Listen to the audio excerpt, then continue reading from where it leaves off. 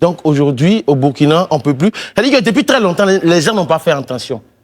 Les défenseurs de ces putschistes-là. Parce qu'ils ont tout fait. La CEDEAO, dehors. Comment on appelle ça? La France, dehors. Tout le monde dehors. Parce que tous ceux qui pouvaient faire barrage à leur manipulation ont été chassés. Aujourd'hui, ils se sont attaqués aux hommes politiques. Et eux, je veux dire, ils se prévalent de leur propre turpitude. Parce que c'est eux qui ont permis aujourd'hui que ces putschistes soient là, à ce niveau où ils sont aujourd'hui. La presse, même chose. Tous ceux qui se permettent de dire qu'une voix discordante est automatiquement vouée aux gémonies. En même temps, Daoud, alors... J'ai envie de dire bien loin ce mois de septembre 2022 où le capitaine Traoré, jeune officier du régiment d'artillerie des Kaya, fougueux, disait au peuple burkinabé qu'il lui fallait 3 à 6 mois pour maîtriser la situation sécuritaire, que les décisions prises par la CEDEAO, le délai même est trop parce que lui, c'est un problème logistique. Il a même dit cette phrase aux journalistes. Vous ne connaissez pas la chose militaire. Je vous dis que c'est un problème de logistique. Il va juste falloir réajuster quelque chose et on va régler ce problème-là en 6 mois. Selon vous, et je me souviens de ce propos du capitaine Sankara, qui est son idole, qui disait qu'ils sont forts en théorie, mais nuls en pratique. Je n'ai pas dit le nom de quelqu'un, mais c'était juste une boutade. Barry. Voilà, donc moi, je ne suis pas surpris. Si vous vous souvenez, je vous l'ai dit depuis le début sur ce plateau. Les officiers qui ont pris le pouvoir n'ont pas pour objectif d'améliorer une quelconque situation. Ce sont des acteurs politiques, mais la différence entre eux et les civils, c'est qu'ils ont des armes à feu. Et ils ont des armes à feu de la République qui retournent contre l'institution. Que ce soit au Tchad, que ce soit au Gabon, en Guinée, au Burkina Faso, au Mali, au Niger. Je ne vois aucun d'eux dans des dispositions d'organiser un processus démocratique d'élection. Ils vont faire le forcing pour se maintenir au pouvoir parce que leur objectif depuis le début, toute la stratégie qui a été mise en œuvre, c'est comment conquérir et garder le pouvoir. Alors, la France, la CEDEAO, c'était juste des boucs émissaires, c'était juste des sources pour mobiliser les foules contre ces derniers-là, faisant croire aux populations que ce sont eux les problèmes. Or, en réalité, le problème, c'est que l'armée a décidé de tuer la stabilité sociale dans ces pays. Très bien. Élisée Boloube, en même temps, tous les rapports qu'on a, et même de la presse et d'autres observateurs, nous disent que les assises ont été faites en présence des forces vives de la nation. Et tout le monde a validé le texte. Tout le monde dit, attention, nous sommes d'accord qu'on aille à cette période-là, qu'il reste donc à la tête et qu'il devienne président de la République. Quel est votre commentaire? Franchement, vous dites que quand j'ai lu les résolutions de ces assises, je me suis posé une question. Laquelle? Celle de savoir où sont les intellectuels africains. Franchement, où sont-ils? Où sont les intellectuels africains? Parce que ça, on peut pas me faire croire, excusez-moi du terme, que c'est des résolutions qui ont été adoptées, voulues, cautionnées par des intellectuels. Vous parlez d'un régime de transition et vous dites que vous donnez 5 ans supplémentaires. Même un régime légal, présidentiel, 5 ans, c'est juste la ça a été validé par toute la salle présente. Mais c'est ce que je suis en train de vous dire. C'est pourquoi je dis, moi je me suis posé la question de savoir où sont les intellectuels africains. Mais attendez, vous savez un peu comment fonctionne, comment la politique fonctionne sur nos tropiques. Moi, je peux vous remplir une salle ici, des personnes qui sont acquises à ma cause et qui vont tout de suite dresser un portrait de celui qu'il faut à la place du président de la République. Et ça, on va sortir demain, on va vous donner cette charte. C'est des choses qui existent. Pour vous, ça a été commandé. On sait ce qui se passe en réalité. On sait ce qui se passe en réalité.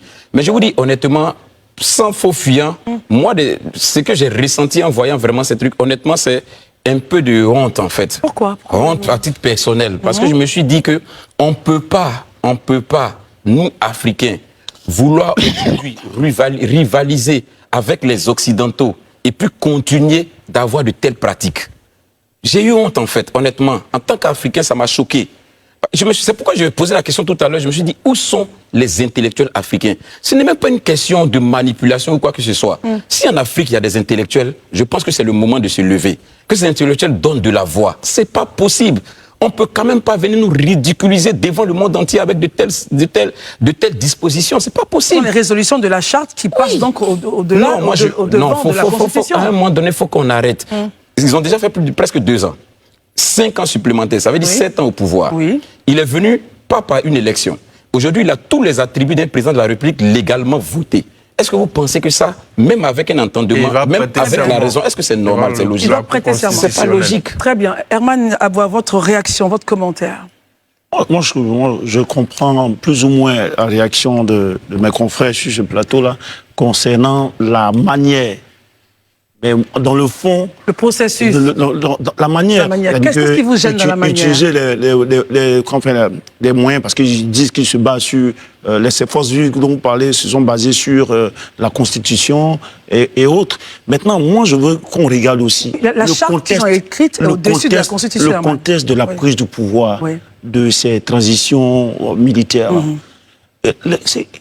Les gens ont évoqué la question sécuritaire.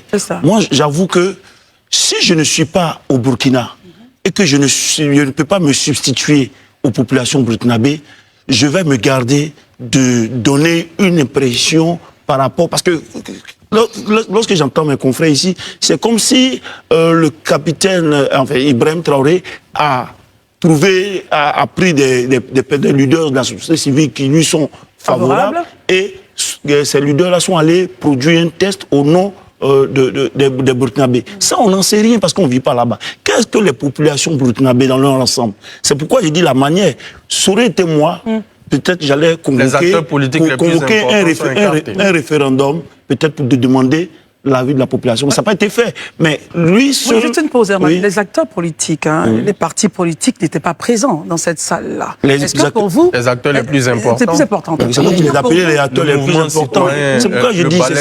Après, c'est vous qui les appelez... Est-ce que pour vous, c'était essentiel qu'ils soient là dans cette salle? Oui, moi j'estime que les gens peuvent s'asseoir pour penser leur avenir. Et puis ils peuvent le faire avec des leaders et autres. Mais c'est peut-être la manière. Mais chacun a ça. Ce sont eux qui apprécient. Ils savent les difficultés, les urgences auxquelles, les obstacles auxquels ces forces de défense et de sécurité là, ceux qui ont fait le coup d'État, les putschistes là, sont confrontés. Ils savent. Donc personnellement, c'est vrai que je déploie un peu la manière, mais je veux pas, comment on peut la penser ou réfléchir ou prendre des décisions à la place des Burkinabés eux-mêmes. Très bien. Daouda, quel est votre point de vue sur cette situation qui fait du président... Merci Christelle. Je pense que l'acte de contorsion est difficile. On a pu le remarquer là. Qu'est-ce qui est l'acte de contorsion? Allez-y. Là, c'est mon point. L'acte de contorsion est difficile, mais on va avancer quand même. Oui. Moi, en fait, je veux dire, c'est pas une surprise. Parce que sur ce plateau, depuis 2 ans, on a passé notre temps à expliquer aux uns et aux autres que c'est à ça que ce pouvoir-là était en train d'en arriver. Des gens ont pratiquement défendu ce régime de putschistes. Mais voici le résultat qui est devant nous. Il est patent. On est dans une tyrannie qui ne dit pas son nom. Et je m'explique. Parce que quand les gens viennent, ils disent, il y a une question sécuritaire au Burkina. Et donc, tu disais, en 3-6 mois, on va régler ça. Il suffit de quelques réglages.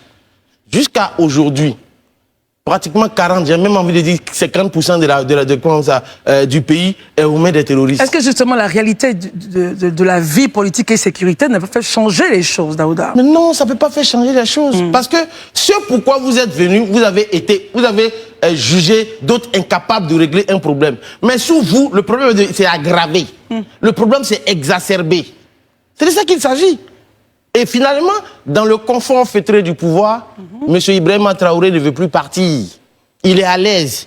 Et aujourd'hui, ce qu'il fait, de façon honteuse, il prend le pouvoir d'État en otage. Parce que ça, c'est une prise d'otage qui a été faite, qui a été opérée là.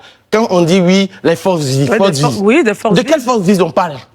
De quelle force vive on parle? Pour un projet qu'on devait faire, une charte qu'on devait débattre pour 48 heures, en 5 heures, le problème est réglé. Signature rapidement. Les travaux se sont vite passés et tout. Comment? Les travaux ont évolué rapidement. Franchement, pour les problèmes sécuritaires d'un pays, Christelle, je pense que ça va très vite. Mais je vais plus loin. Moi, je le dis de façon simple. Aujourd'hui, ils sont venus, ils ont même trouvé le mot pour faire partie de l'Assemblée et du gouvernement. Le patriotisme qui est érigé comme critère pour siéger. Oui. Donc aujourd'hui, au Burkina, on ne peut plus. C'est-à-dire que depuis très longtemps, les gens n'ont pas fait attention. Les défenseurs de ces putschistes-là. Parce qu'ils ont tout fait La CEDEAO, dehors. Comment on appelle ça? La France, dehors. Tout le monde dehors. Parce que tous ceux qui pouvaient faire barrage à leur manipulation ont été chassés. Aujourd'hui, se sont attaqués aux hommes politiques. Et eux, je veux dire, ils se prévalent de leur propre turpitude. Parce que c'est eux qui ont permis aujourd'hui là, que ces putschistes soient là, à ce niveau où ils sont aujourd'hui. La presse, même chose.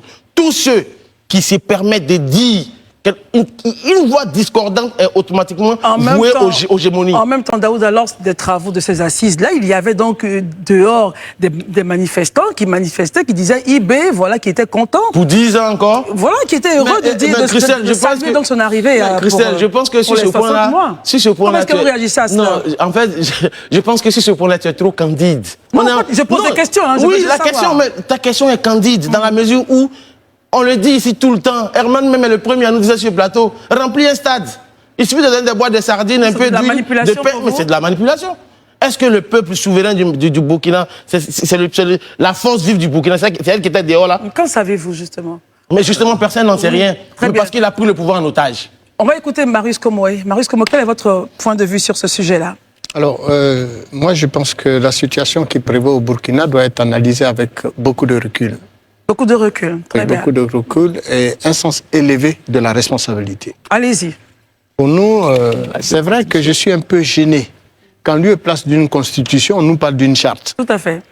Ça me dérange beaucoup parce que dans une république qui se veut sérieuse en termes d'application des règles de la démocratie, eh bien c'est la constitution qui prime sur tout.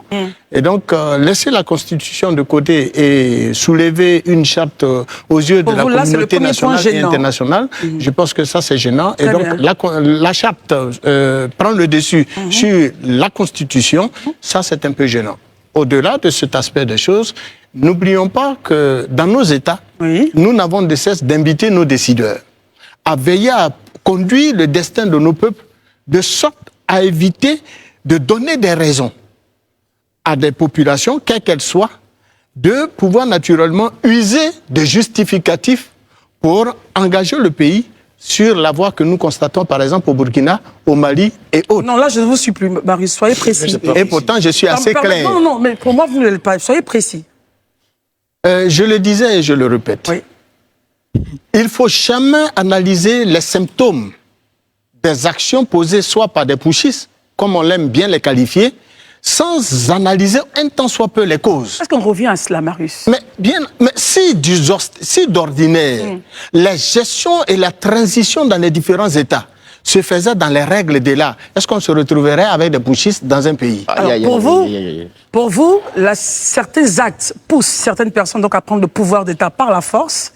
Et donc, on arrive à cela, mais vous n'arrivez pas donc à juger, aujourd'hui à en Afrique, ce qui se passe. Aujourd'hui en Afrique, oui, allez-y, la nouvelle génération d'intellectuels que nous constituons, n'attendons pas voir des dirigeants africains à servir nos peuples pour le bonheur de d'autres peuples, en vendant justement les ressources de nos matières premières, les ressources minières, les ressources d'un pays à des groupes économiques étrangers, à des États étrangers, au détriment des peuples. Très bien. Voilà, ça c'est d'abord un. Du deux, permettez que je termine. Je dis de deux, du deux, nous voulons justement que dans les États qui sont les nôtres, les transitions politiques se fassent dans les règles de l'art au regard des tests, des dispositions de nos constitutions. Les tentatives de troupatouillage des constitutions engendrent, à n'en point douter, des problèmes que nos États doivent gérer. Et bien évidemment, on parle de pushy par-ci, on parle de pushy par-là, sans pour autant que nous cautionnons. Personne, aucun intellectuel, quel qu'il soit, ne peut cautionner des pushistes, ne peut cautionner la prise du pouvoir par les armes. Très bien. Mais il faut donc analyser les symptômes et éviter ou perdre de vue le regard que nous devrons porter sur les causes. Alors, pendant votre intervention, toutes les mains étaient levées pour intervenir. Élisée, commençons par vous. Réaction sur les propos de Marius Komoé. Et pourtant, quand ils ont parlé, nous, on n'a pas réagi. Non, mais donc, s'ils réagissent, nous, on va réagir. Mais bien sûr, c'est un débat. On est là pour ça. On est parfait. On est là pour ça. Si on est d'accord, il n'y a pas de souci. Non, allez-y. D'accord, moi, on va faire court pour que chacun puisse parler. Je vais réagir 2 points rapidement. Heureusement que Marius, dans sa chute, a dit quelque chose qui, pour moi, est venu sauver son discours. Sinon, là, il est en train de vraiment, excusez-moi du thème, mais se perdre. Comment cela? Parce que tu ne peux pas dire... Moi, j'explique. Tu ne peux pas dire que des intellectuels ne peuvent pas cautionner des régimes qui travaillent au détriment de leur peuple, à l'avantage d'autres peuples, et puis accepter de facto, implicitement, que toi qui es intellectuel, sois dirigé par un régime militaire qui fait un coup d'État. Il a parlé des causes. Hein. C'est ce que je suis en train de dire. Je dis, tu sais, en fait, sur ce plateau, c'est tout ce que je n'ai pas dit, soyons logiques. Hein. Soyons logiques et soyons cohérents. Autant un intellectuel ne peut pas cautionner le fait que ses dirigeants fassent l'affaire d'autres peuples au détriment de son peuple même, autant pour moi, un intellectuel ne peut pas trouver une explication à un putsch. Ne peut pas trouver une explication à un coup d'État. Ne peut pas trouver une explication à ce qui s'est fait le week-end au Burkina Faso là. Et puis il va venir trouver des justificatifs. Un intellectuel, je dis bien. Il faut travailler sur tout à l'heure, vous avez entendu dans ma proposition quand j'ai commencé, j'ai dit on attend les intellectuels africains. On se pose même la question s'il y en a devant ce qui est en train de se passer. Parce qu'ils sont devant l'histoire. Il faut être un homme de principe. Moi, je ne peux pas avoir défendu un régime que j'estimais être un régime qui est venu au pouvoir par la voie légale et qui est attaqué par des armes, des gens qui veulent faire un coup d'État. Et puis aujourd'hui, je vais trouver un justificatif, par exemple, je ne suis plus dans la même sphère géographique, trouver un justificatif pour des gens qui ont fait un coup d'État dans un autre pays. Très bien. Je ne suis pas cohérent, je ne suis pas conséquent. Et c'est ça là qu'il faut éviter. Quand on dit qu'on est intellectuel, c'est quelqu'un qui a des principes, c'est quelqu'un qui est cohérent et qui reste logique sur ses principes. Peu importe la sphère géographique, peu importe la personne face à qui on est. C'est ça aussi être intellectuel. Vous savez, tout à l'heure, oui, quand j'ai été élégant, je vous dirais, j'ai été élégant pour ne pas revenir sur les mêmes propos que Marie portait aujourd'hui, que j'ai porté il y a bien des mois avant. Mais lorsque, c'est de ça qu'on parle, qu'est-ce qui amène les régimes putschistes? Mais ça, c'est la question aujourd'hui. Oui, c'est pas la question. Mais pourquoi? Mais lorsque les gens, c'est pas la question. Et que les gens, mais c'est pas la question. Oui, mais Christelle, laissez-moi terminer. Lorsque c'est pas la question, et que les gens se mettent là, eux qui ont fait leur coup d'État, parce qu'ils n'avaient même pas besoin de cette scène-là. Aujourd'hui, là, est-ce que ce qui se passe au Gabon, le chef de l'État gabonais, il n'a pas été reçu par les chefs d'État en Afrique. On a vu Macky Sall, il a fait une visite comment on appelle au Sénégal. Il a voulu faire même au Tchad. Même au Tchad, non, faut attendre. Même au Tchad, en 2022, Macky Sall s'est déplacé pour aller. On voit ici que pour certains, c'est de ça qu'on parle, pour certains putsch, il y a des appréciations à géométrie variable. Très bien. Pour terminer rapidement, merci, c'est pourquoi il faut laisser les populations burkinabées. Aujourd'hui, quand Daouda me dit la situation au Burkina, mais à quoi qu'il y vit tous les jours, tous les soirs, il va au Burkina et puis il revient. C'est une question de culture. Non, mais tout pas de culture. Mais alors, les dépêches que vous avez, les dépêches que vous avez des médias, mais vous ne vivez pas la réaction. C'est que vivent les populations burkinabées.